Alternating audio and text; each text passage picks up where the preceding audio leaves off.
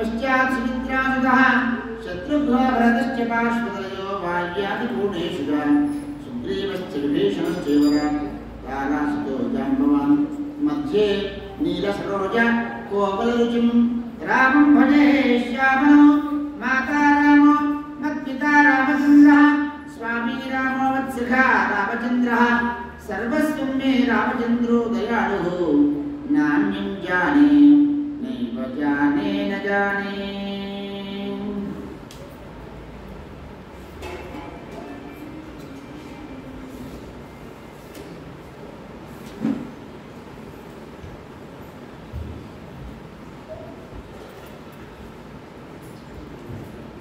चरितं रघुनाथस्य शतकोटिप्रविस्तरम् एकैकमक्षरं पुंसां महापातकनाशनम् एकैकमक्षरं पुंसां महापातकनाशनम्।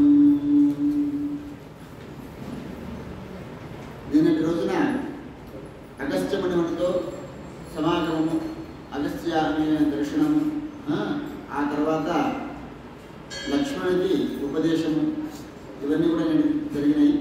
రాముడు రక్షణ ఉపదేశం చేయడం. ఈరోజు 5వ సంఖ్య అరణ్యకాండంలో ఆరంభం. మహాదేవ ఉవాచ తస్మిన్ కాలే మహారణ్యే రాక్షసీ కామరూపిణీ విచచార మహాసత్వా జనస్థాన నివాసిని ఏకదా గౌతమీ తీరే పంచవట్యా సమీపతః పద్మభద్రాంకుశాంకాని పదాని జగతీపదే. మహాదేవుడు అమ్మవారితో చెప్తూ ఉన్నాడు, ఓ పార్వతి, లక్ష్మణుడికి ఉపదేశము, తత్వోపదేశమును చేసిన తర్వాత ఆ మహాదేవుడు అదే సమయమున అక్కడ ఘోరాటవి యందు జన్మస్థానంలో గొప్ప బలము కలది. అంటే ఆ చిత్రకూట పంచవటీ క్షేత్రం చూస్తున్నటువంటి సందర్భంలో కామరూపి అయినటువంటి ఒక మహారాక్షసి తిరుగుతూ ఉండగా ఆమె ఒకనాడు పంచవటి యొక్క గౌతమీ తీరమున పద్మము, వజ్రము, అంకుశము మొదలు చిహ్నముతో కూడినటువంటి ఆ రామ పాదముద్రను చూసింది. రాముడి యొక్క పాదములకి ముద్రలు ఉన్నాయి. మనకి చక్రాలను ఉండేవాళ్ళు, అలాగే రాముడి యొక్క పాదములు కూడా శంఖముద్రము, చక్రముద్ర, వజ్రము, అంకుశముద్ర ఇవన్నీ కూడా ఉన్నాయి. ఆయన నడుస్తూ ఉంటాడు కదా, ఆ నడుస్తున్న ప్రదేశంలో ఆ ముద్రలను చూసిందట ఆ రాక్షసి. చూసి వారి సౌందర్యం చేత మోహితురాలి, ఆ ముద్రలకే మోహితురాలేదు, కామాసక్తి అయి వారిని చూస్తూ మెల్లగా చప్పుడు కాకుండా అడుగులు వేయచ్చు రాముడి యొక్క ఆశ్రమానికి వెళ్ళిందట. ఆ రాక్షసి, ఘోరమైన రాక్షసి శూర్పణఖ అక్కడికి చేరి కామదేవుని వంటి అంతకాలైనటువంటి లక్ష్మీపుడు రాముడు చూశాడు. భువన మోహన సుందరుడు, అంటే ముల్లోకాలలో కూడా రామునంతటి సుందరైనటువంటి వాడు ఎవరు లేరు. కోటి మన్మధులు ఎంత అందరిని ఒక దగ్గర వేస్తే ఎంత అందమో ఆ రాముని యొక్క అందం అంతట. అంత అందగాడైనటువంటి లక్ష్మీపతి యొక్క రాముని చూసి, అలాగే రాముడు ఎలా ఉన్నాడయ్యా అంటే తత్ర శాతం రమణనాథం సీతయా సహ సంస్థితం కందర్ప సదృశం రామం దృష్ట్వా కామమోహిత. సీతతో సహా కూర్చుండగా ఆ రాక్షసుడు ఇలా అంటున్నాడు, నీవెవ్వరి వాడవు, నీ పేరేమి, జటావళికములు ధరించి ఈ ఆశ్రమున ఎలా నివసించుతూ ఉన్నావు, ఇందుండి నీవు సాధింపవలసినటువంటిది ఏమిటో చెప్పుము. నేను మహానుభావుడు, రాక్షస రాజుడు, రాముడి యొక్క సోదరుని, కామరూపిణిని, రాక్షసుని, నా పేరు శూర్పణఖ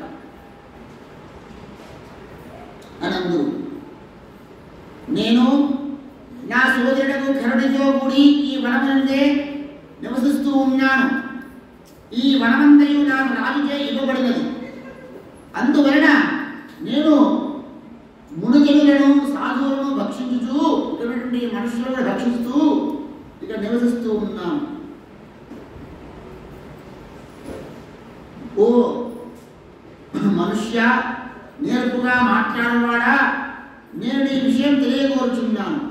కావున నీవు నాకు నీ వివరములు తెలుపు అని పలకగా రాముడు చెప్తున్నాడు.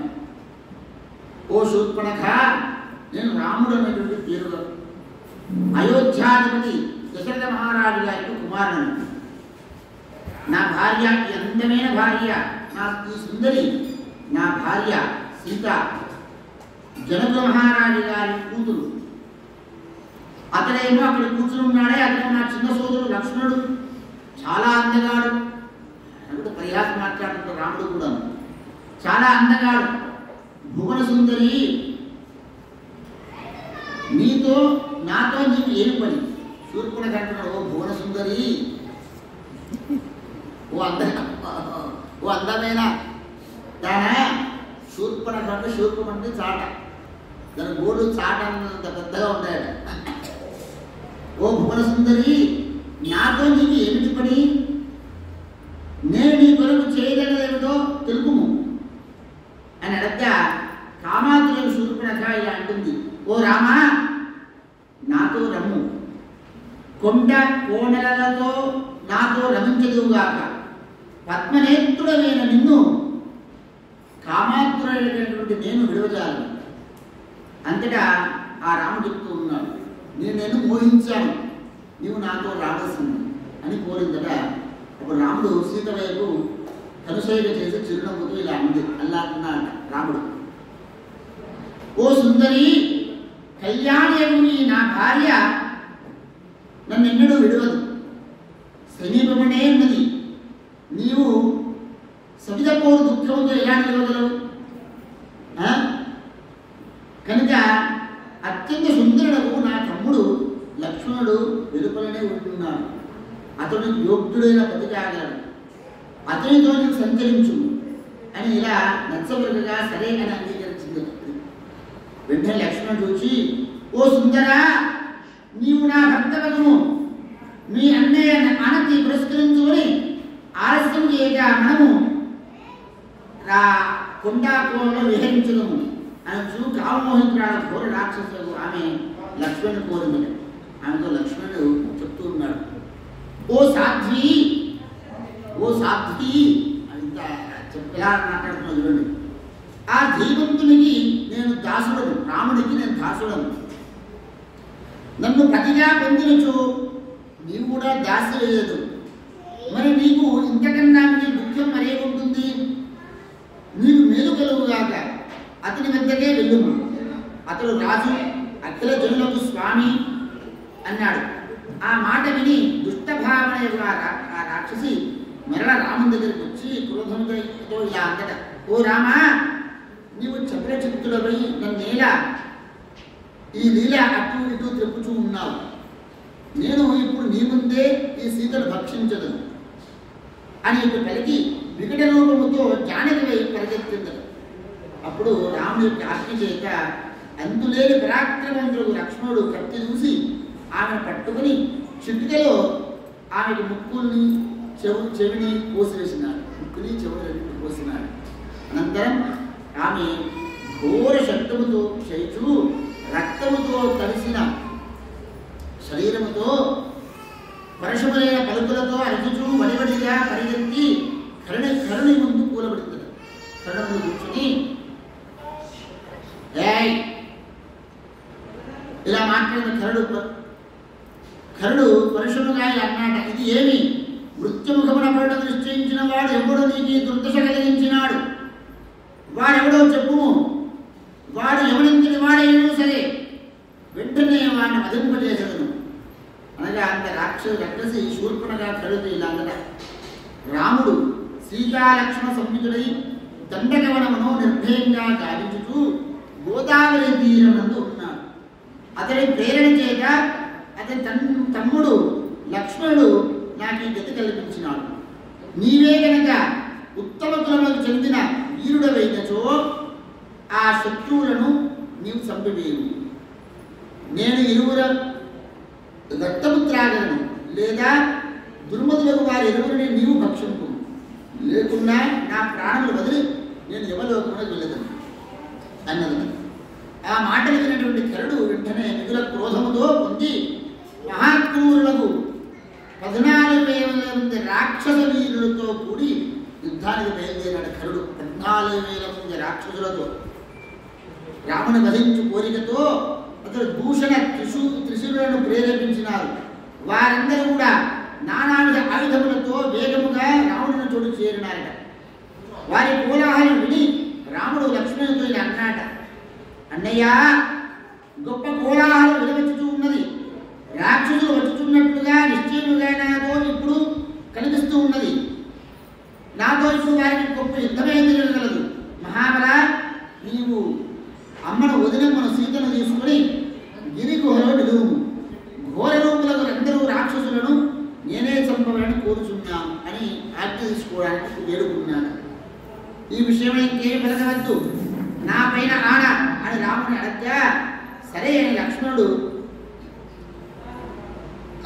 సీతను తీసుకుని అప్పుడు లక్ష్మణంగా రాముడు లక్ష్మణుని, నాయనా నీవు కాదు నేను యుద్ధం చేస్తాను, లక్ష్మణుడు యుద్ధం చేస్తానని మనం అడగ్గా రాముడు దాన్ని నిరాకరించి నీవు కాదు, నీవు ఏమాత్రం కూడా ఇందులోకి జోక్యం చేసుకోవు, నీవు వదినమ్మని తీసుకొని గిరి గుహలోకి వెలుము అని తెలిపి లక్ష్మణుడు సీతాదేవిని గిరి గుహలోకి తీసుకుని వెళ్ళాడు. లోకనాథుడు రాముడు నడుకట్టు కట్టుకుని దృఢముగా ధనువును తీసుకుని 2 అక్షయ తూరీరములు ధరించి అగస్త్యుడు 2 అక్షయ తూరీరములు ఇచ్చినాడు. అక్షయ తూరీరములు అంటే అవి క్షయం కావు, ఎప్పుడు కూడా అందులో ఏదో నింపాలి అయిపోయినా నింపాలి అనేటువంటిది ఏమి ఉండదు. ఇలా చేయబెడితే దాని వచ్చేస్తుంది అంతే. తీసుకుని ధరించి యుద్ధమునకు సమాయత్తమైనాడు. అందరు రాక్షసులు అక్కడికి వచ్చి రాముడిపై చిత్ర విచిత్రముల ఆయుధములు, రాళ్ళు, చెట్లు తిరిగింపసాగినారు. రాముడు అవలీలగా వాటన్నిటిని కూడా నిపుణుకు చేసినాడు. అంతటా 1000 బాణములతో రాక్షసుని అందరినీ వధించి కరుడు, త్రిశరుడు, దూషణుడు అను రాక్షసులను అరజాము కాలములోనే అంటే ఒక్క 45 నిమిషాల్లోనే చంపివేసేసాడు అందరినీ. అనంతరం లక్ష్మణుడు సీతను గుహ నుంచి తీసుకుని వచ్చి రామచంద్రునికి అప్పగించినాడు. రాక్షసులందరూ హతమగుడు చూసి అతడు చాలా ఆశ్చర్యపడినాడు. సీతాదేవి ప్రసన్నం చేయి రాముని ఆలింగనం చేసుకుని శస్త్రము వలన అతని శరీరం నుండి ఏర్పడిన గాలిములను చేతితో నిదిరినందుకు సమస్త మహాభయంకర రాక్షసులు నిహితులు కాగా చూసి రాక్షసరాజు రావణుని సోదరి శూర్పణఖయు పరిగెత్తుదల. ఆమె లంకను చేరి విలపించుచు సభామధ్యమున రావణుని పాదములపై పడి ఏడవసాగిందల. చెల్లెలి యొక్క ఏడుపును చూసి భయవిక్కలేని ఆమెతో రాముడి విధంగా అన్నాట, ఓ చెల్లి, లెమ్ము లెమ్ము, నీ రూపమును ఇంతటి విచారంగా ఎవరి చేత చేయబడిందో చెప్పుము. ఇంద్రుడి చేతనా, యముడి చేతనా, వరుణుడి చేతనా, కుబేరుడి చేతనా? భద్రా చెప్పుము, వారిని క్షణంలో భస్మం చేసి వేసేదను అనగా ఆమె బాణతీయ అన్నట, నీవు వృత్తిని మదించిన వాడు, మూఢ బుద్ధి గలవాడు, రెచ్చగొడుతోంది అన్నే. అంటే దీనికి మనం తెలుసుకోవాల్సింది చాలా ఉంటుంది. రెచ్చగొట్టేటువంటి వాళ్ళ దగ్గర చాలా జాగ్రత్త, రెచ్చగొట్టే మాటలు మాట్లాడే వాళ్ళ దగ్గర చాలా జాగ్రత్తగా ఉండాలి అని దీని అర్థం. మూఢబుద్ధి గలవాడు, మద్యపానాసక్తుడు, స్త్రీ వశుడు, చూడ అన్ని విధముల నపుంసకుడు వలె కనబడుతూ ఉన్నావు. గూఢాచారులే రాజు కన్నుల వంటి వారు, అట్టి గూఢాచారులు లేని నీవు రాజుగా ఎలా ఉండగలవు? యుద్ధములో ధనుడు నిహతుడైనాడు. ఆ విధంగానే దూషణుడు, త్రిశరుడు, మిగుల శక్తిశాలులైనటువంటి భయంకరులకు రాక్షస శ్రేష్ఠులు 14,000 మంది రాక్షసత్రువైనటువంటి రాముని వల్ల చేతనే 14,000 మంది క్షణములో చంపబడ్డారు. మునీంద్రుల యొక్క జనస్థాన ప్రాంతములకు మనం నిర్భయంగా చేయబడినది. ఇందులో భయంకరమైనటువంటి దుర్ఘటన జరిగినప్పటికీ దాన్ని నీకు తెలియదు, నువ్వు ఎరగవైతే. అందులోకే నేను నిన్ను మూఢుడవు అని ఉన్నాను. ఆ రాముడు ఎవరు? రాముడు అడుగుతున్నాడు శూర్పణఖను. కోవా రామః కిమర్థం వా కథం తేనాసురాహతః సమ్యక్ కథయ మే తేషాం మూలఘాతం కరోమ్యహం. ఓ శూర్పణఖ, ఆ రాముడు ఎవరు? రాక్షసులందరూ అతని చేత ఎలా చంపబడ్డారు? ఈ విషయమును నాకు సవిస్తరంగా తెలుపును అని అతని మూలఛేదనం చేసేదను. మూలఘాతం కరోమ్యహం అంటే మూలఛేదనాన్ని సమూలంగా నాశనం చేసేదను అనగా ఆ శూర్పణఖ చెబుతా ఉందట. జనస్థానం నుండి ఒకనాడు గౌతమీ తీరం నుండి పోవుచుంటుంది ఆ శూర్పణఖ. ఎలా చూడండి, అక్కడ ఇంతకు ముందు మునుజన ఆకాశమైన పంచవటి ఉన్నది. అక్కడి ఆశ్రమంలో కమలనయనుడు, ధనుర్భానధనుడు, శ్రీయుడు, జటావలికముల నుంచే శోభించువాడు, భువన సుందరుడు, మహా అందగాడు రాముని చూసినాడు. అదే లక్ష్మణుడు తమ్ముడిని చూచి అతని వలనే చాలా అందగాడు ఆయన కూడా. ఆ రాముడి భార్య సీత ఇంకా భువన సుందరి. ఆమె అంత అందము ఈ ప్రపంచంలో ఎక్కడా లేదు. ఎలా చెప్తుంది? అపర లక్ష్మీదేవి స్వరూపిణి. రాజా, దేవగంధర్వ నాగమానవ జాతులలో ఆమె వంటి అందగత్తే ఇంతవరకు చూడబడలేదు, వినబడలేదు. శుభలక్షణంగా ఆమె తన దేహకాంతితో వనమును ప్రకాశింపజేస్తూ ఉన్నది. ఓ పుణ్యాత్ముడా, ఆమెను నీ భార్యగా కొలువచ్చుడని నేను ప్రయత్నించింది.